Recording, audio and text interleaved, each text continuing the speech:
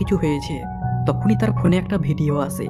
আসলে কালকে কয়েকজন ছেলে মিলে মিনার কফিতে বেহুসির ওষুধ মিশিয়ে দিয়েছিল, যেটা খেয়ে মিনার কোনো হোশ ছিল না। তারা মিনার হাত পা বেঁধে তার সাথে ইন্টিমেট হয় আর মিনার ভিডিও বানিয়েছে। মিনা তো পুরো শখ, সেই সব কিছু আবার তার সাথে হচ্ছে, যেটা বহু বছর আগে তার সাথে হয়েছিল। মিনা খুবই ভয় পেয়ে যায়। কালকে রাতে তার সাথে এত খারাপ কিছু হয়ে গেছে, কিন্তু মিনা এবারেও কাউকে কিছু বলে না। রাতে ডিনার করার সময় মিনার ফোনে ওই নাম্বারেই মেসেজ আসে, যেখানে লেখা ছিল তোমার কিছু প্রাইভেট পিকচার সেন্ড করো, আর যদি না পাঠাও তাহলে তোমার ভিডিওটা অনলাইনে ভাইরাল করে দেব।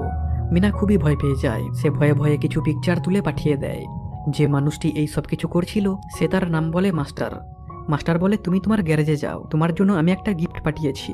মিনা গ্যারেজে গিয়ে দেখে সেই ওষুধের বোতলটা, যেটা তার বয়ফ্রেন্ড তাকে খাইয়ে তার সাথে খারাপ করেছিল। মিনা খুবই ভয় পেয়ে যায়, তার পুরনো সব কথাই মনে পড়ছিল।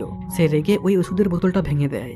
মিনা পরের দিন যখন ক্লাস নিচ্ছিল তখন মাস্টার মেসেজ করে বলে, তুমি আমার ওষুধের বোতলটা ভেঙে দিয়েছো, তোমাকে সাজা পেতে হবে।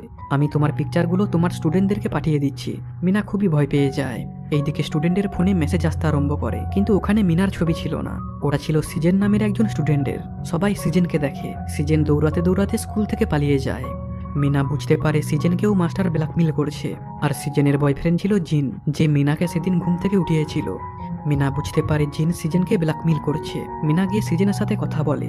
সিজেন বলে জিন আমার বয়ফ্রেন্ড ছিল, ও লুকিয়ে লুকিয়ে আমার ভিডিও বানিয়ে নিয়েছে আর ওগুলোকে দেখিয়েই আমাকে ব্ল্যাকমেল করেছে। মিনা তাকে সান্ত্বনা দেয় আর বলে